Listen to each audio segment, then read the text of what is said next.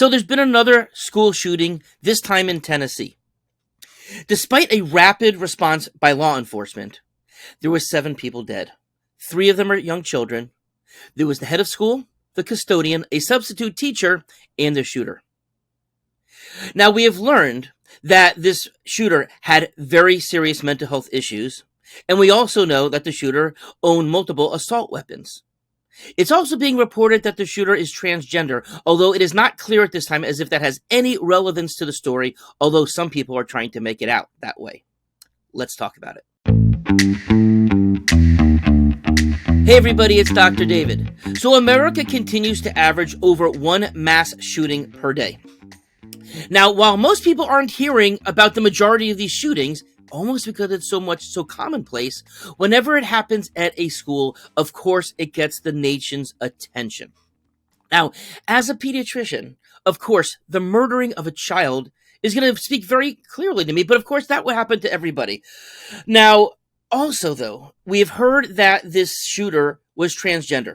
And as I said, we don't know that this is any more relevant than the reports that this shooter enjoyed video games. We don't know whether that was violent video games or not. That the shooter liked watching movies and actually has 2 cats. We don't know if those are relevant either. But there does seem to be some people who are making a big deal about this one particular topic. Now, to help understand the issues better, and I know I've talked about this before, and we did a deeper dive on our ABCs of LGBTQ that we recorded about a year ago. But I first want to explain what is actually meant by transgender. Okay? And this simply means that a person does not associate with the gender that they were assigned at birth. It has nothing to do with their sexual preferences. It has nothing really to do. That's all it means. Okay? Now, at the Presbyterian Covenant School in Texas, as we talked about, this is where this took place. And this is a conservative Christian school. And that took place, and there are certainly people in that community who feel that they were attacked because of this, although, again, that is not actually been shown to be true yet. It might turn out to be true, but we don't know that yet. And, of course, isn't it really important to understand all the information and the facts before jumping to conclusions? Now, it does appear as if this shooting itself was handled better than most that we have heard about. There was a rapid response by law enforcement. Within 14 minutes of getting the call, they were there and they had taken down the shooter. Also, the doors were locked to the school. There wasn't an open door, but the shooter shot right through that. Also, a friend, a former classmate of the shooter, was notified by the shooter that something terrible was going to happen. And that person notified law enforcement immediately. Unfortunately, they had to leave a message. Didn't get through to anybody live. But those are things that, because of awareness and everything, then those are good things. But still, 7 people are dead. Now, possibly at least, it would have been more if it wasn't for all the actions that people took. But it still happened.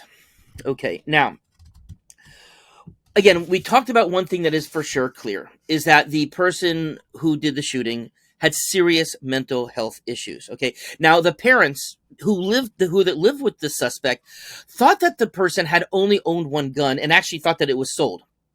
They were not aware that the shooter had multiple weapons, including assault weapons, in the bedroom, and lots of ammunition stocked up as well. They actually said that they believed that the suspect should not have owned weapons in the first place because of their mental health condition. And just to be clear what this says, they were unaware that the suspect was hiding all of these guns and the ammo in their house. Okay. Now, the wife of the Tennessee's governor, her name is Maria Lee. She was actually close friends with both the principal as well as the substitute teacher. So there is a direct connection to the governor's house with this particular shooting. And I wonder, maybe because it's going to touch so much closer to the governor's house, maybe they will do something about it this time, that if it was just some other shooting, maybe it wouldn't have happened. We certainly know that there are other things in society that when a person who may have conservative leanings is touched with something personally, that they may have a change of opinion or take different actions. Maybe that'll happen here. But at the same time, it is also important to know that in Tennessee, The governor back in 2021 did pass a law that basically made it legal to carry weapons without any background checks, without any permits, without any with any training or anything whatsoever. Also, Tennessee does not have any red flag laws, which the strong majority of Americans, including gun owners, believe should be in place. Okay? Now, considering what the parents of the shooter has said, it's quite possible that if there was a red flag law, that this individual would not have been able to purchase the guns legally the way that it was done.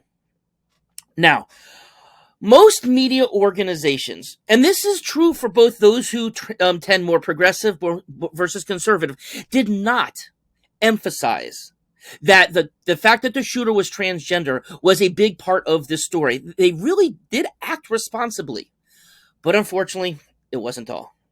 And in fact, I saw headlines, because I do check out all different types of media sources. I don't look at just one side or one side. I look at all sides. But both Fox News and the New York Post, their prominent headline for this story specifically mentioned a transgender shooter. Not a shooter, not a white person shooter or anything else, or a short shooter or a tall shooter, a transgender shooter. Okay? Now, again, we don't know if this has any relevance to this, but these news organizations must have thought so because they put it into their main headline. Okay? In fact, law enforcement is right now, they're still trying to figure out what the motive is. Okay? And it may turn out that this was a relevant aspect of it, but it's not there now. Right? And I think it's super irresponsible to push a story almost like you're pushing an agenda before we know the facts. Okay? And now, trans terrorism is actually something that is now trending on social media. Okay? And I thought to myself, what actually is trans terrorism? Okay? And I thought about this for a while since yesterday, and it came to one conclusion. It's a bunch of bullshit.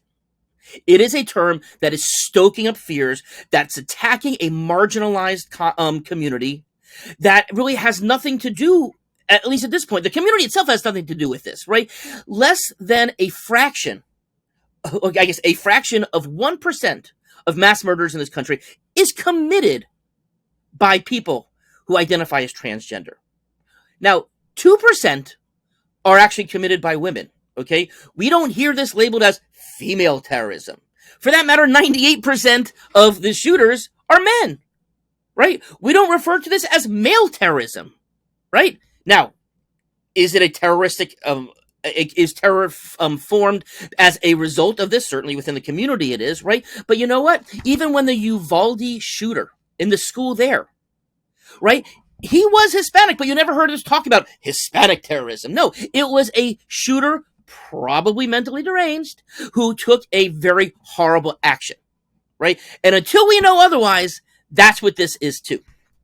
Now, some mass shootings, again, it may be related to, when a white person does the shooting, and again, the overwhelming majority of these shootings are committed by white people, right? Now, there are certainly times such as the Charleston shooting where there was a white person who went after specifically a black church, right? But we do not hear of mass shootings typically referred to as white terrorism, right? It's a heinous act performed by a disturbed individual. Okay? Now, also, I don't recall, am I looking at the story, and it was hard for me to find it because I know they update these things online all the time, but I never actually heard that Fox or the New York Post even pointing out that most violence is actually done by what is referred to as cisgender white men. So I want to explain by what cisgender means. So cis is the opposite of trans. It's a scientific term. I first learned about it in molecules and stuff like that. Okay? But a cisgender person is somebody who identifies with the sex that they were assigned at birth. Nothing more, nothing less. Just like a transgender person, as mentioned, does not identify as the person that they were assigned at birth, or as the gender they were assigned at birth. Okay? Now, today, transgender people in Tennessee, but really all over the country and all over the world, they're fearful because of what's going on here. Okay, this year in America, There has been 400 bills for that are going after people in the LGBTQI plus community. Half of them are, actually more than half, are directed specifically against trans people. Okay? Now, the trans community, I mean, they're very worried about this. Their families are worried about what this is going to do and whether there are going to be more violence against them because of this. And you know what? In the end, isn't that really what terrorism is in the first place? Have a nice day.